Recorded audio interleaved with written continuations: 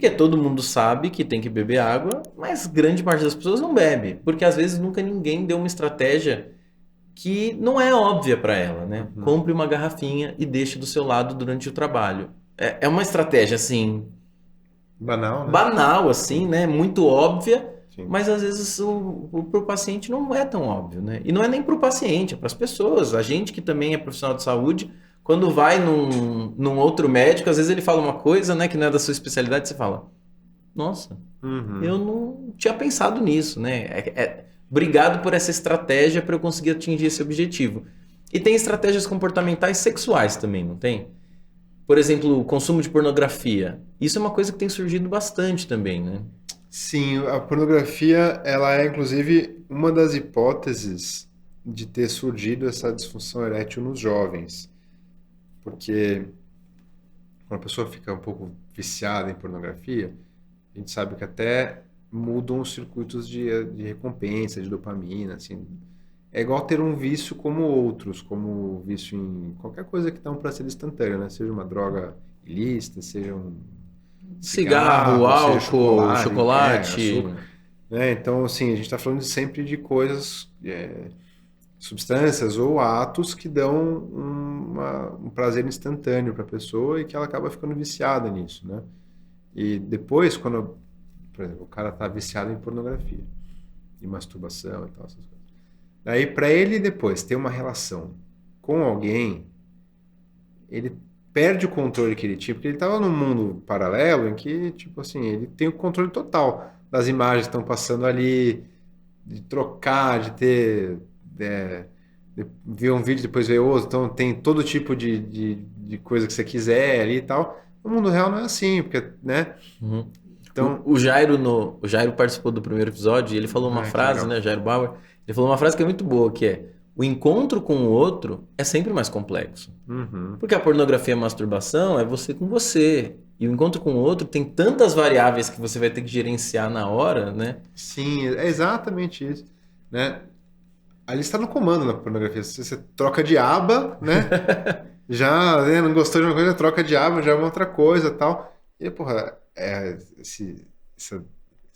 o mundo real é muito mais complexo, E a realmente, né? pornografia, voltando naquela sua reflexão profunda que você fez sobre quando você fica com desejo de um tipo de corpo, um tipo de relação muito cristalizado, hoje a pornografia, ela intensifica esse mecanismo, né? De você não questionar aquele padrão. Sim. Porque na pornografia tem tantas categorias hoje que você consegue, né, só um tipo de transa com assistindo corpos específicos e quando você vai buscar isso no mundo real, né, talvez seja difícil. Talvez seja difícil você encontrar uma outra pessoa. Eu brinco que é como se fosse a síndrome quinto andar, sabe? Você já procurou algum apartamento quinto andar? É, não lembro. Apartamento para alugar no quinto Não, sim, andar é sim. assim, você vai colocando um monte de filtro. Quanto mais Ah, filtro tá. você coloca, mais difícil é você encontrar alguma coisa. Então, às vezes a gente vê isso também, porque as pessoas estão buscando ter relação sexual e elas entram nessas. Ela botou tanto filtro, né? Isso acontece para qualquer coisa. Aplicativo hoje em dia, assim, ela põe tanto filtro que ela reduz tanto que daí ela não consegue encontrar isso. E isso no campo também do desejo, né? Uhum. E daí, na hora da relação, como que ela consegue ter aquele encontro se ela tá muito vivendo, não tem a troca, né? Então, esse desejo estereotipado, ele é muito cruel, né? Ele não... Porque, veja, se você chega ao absurdo de você só consome um tipo... Tô chamando de absurdo não como Sim, crítica a quem sim. faz, mas assim, mas que é uma situação muito peculiar, que é, só consome um tipo de pornografia que é tipo, um tipo de pessoa, um corpo, seja de tal etnia ou outra, tal, enfim, e para um tipo de prática, né? Ou seja, o último grau do fetiche, né? No sentido de ser só Muito muito específico, uma específico, atividade né? sexual muito, muito, muito específica, né? Você, no fim das contas, você não está se relacionando, se você for ver, com outra pessoa. Você está se relacionando com o seu fetiche, né? Que é uma coisa louca, né? Assim, olha Sim. que coisa triste você não se relaciona com outra pessoa, né? Você só está se relacionando com padrões de fetiche. O fetiche, eu acho muito interessante falar disso aqui, que é uma o fetiche, não sei se você sabe disso, a Hum. origem da palavra fetiche era feitiço. A origem da palavra fetiche é feitiço da língua portuguesa, e daí a tradução francesa do feitiço.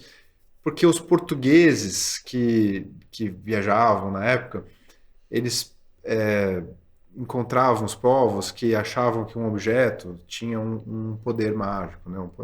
Poder daquela cultura, enfim, algum poder Uhum. que transcendia o que o próprio objeto tinha.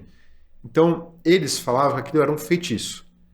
Tá? Então, Um objeto enfeitiçado um ali. objeto enfeitiçado, né? Então, o feitiço era a relação com esse objeto que tinha um poder que transcendia a condição de objeto daquele. E, então, feitiço é isso, feitiço é a tradução francesa, mas a origem da palavra era dessas experiências de navegadores portugueses. Que depois, se você for parar para entender, né, o que é fetiche, então É objetificar a coisa e é, acreditar que ela tem um e é poder um objeto que adquire. transmutador, É né? uma coisa assim. Então, a pessoa que tem um fetiche por uma parte do corpo, por um objeto, ou por enfim, qualquer outra prática, Circunstância. enfim, circunstância, né? É uma coisa que é isso, é um objeto que adquiriu um poder que enfeitiça. E o fetiche, se você não tomar cuidado, acho que é ruim construir assim. Mas o fetiche exacerbado, ele leva também a uma disfunção sexual, né? A parafilia, que é aquele desejo Uhum. específico, que é o cara que. Porque uma coisa é ter fetiche saudável, práticas de Uhum, fetiches, o sim, cara sim. gosta, né? A mina gosta de uma coisa, tal, o casal, enfim. Agora, existe uma pessoa que leva isso para um. E não, muitas vezes não é nem de forma voluntária, consciente, mas esse fetiche toma uma proporção tão grande que a parafilia acaba sendo isso, né? É, ela transforma aquele gozo, aquele prazer, aquela atração e aquele desejo todo focado num tipo específico, né? Então, se pensar numa parafilia, numa podolatria, isso gera um prejuízo social, porque já vi um caso que o cara só conseguia ter relação com os pés da esposa e isso foi tomando cada vez uma proporção e ela pediu o divórcio. Uhum. Porque deixou de ser o todo, era todo o objeto de desejo, né, a atração, a relação, a prática e o gozo e o orgasmo envolvia apenas o pé. Então eu acho que é muito interessante isso, né? Porque o fetiche não é isso. O Uhum. fetiche envolve o nosso campo lúdico do prazer. Mas isso pode tomar uma proporção, né? Não que ter fetiche é ruim, Uhum. mas olhar que quando esse fetiche ele tomou essa proporção. E a pornografia muitas vezes leva a isso, né? É um consumo específico de fetiche sempre num volume exacerbado. Então, isso exemplifica exatamente o que eu estava dizendo, né? Desse caso que o cara ele não estava se relacionando com outra pessoa.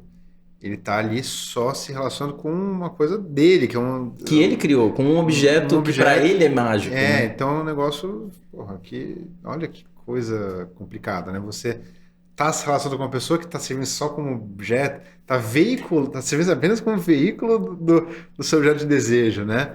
Que é uma coisa, poxa, eu acho trágica, assim, né? Do ponto de vista de relacionamentos interpessoais, é uma coisa, porra. Eu acho muito interessante fetiche, porque e você vai estudando a história de cada fetiche, também tem isso, né? Porque o fetiche ele vai tendo uma validação cultural de cada lugar, né? Então você vê, por exemplo, no universo LGBT existe muito fetiche, né? Não que no universo hétero não exista, mas Uhum, no universo LGBT existe muito fetiche, até por conta também, eu acho que de que algumas caixinhas eram muito escondidas, né? A prática sexual não podia ser aberta. Então essas caixinhas, elas foram criando comunidades que viviam aquele fetiche, né? Então, roupa de couro, por exemplo, que é um estereótipo gay, não é todo gay que tem fetiche nisso, uhum. mas existem muitas pessoas que têm sim, né? E tem pessoas hétero também que têm fetiche em roupas de couro e tal. Mas você vai vendo, existe uma história, né? Porque antes não existia roupa de couro, roupa de látex. É. Conforme a sociedade vai mudando, e a sexualidade tem um aspecto muito grande de comportamento, do fenômeno das coisas que começam a acontecer, né?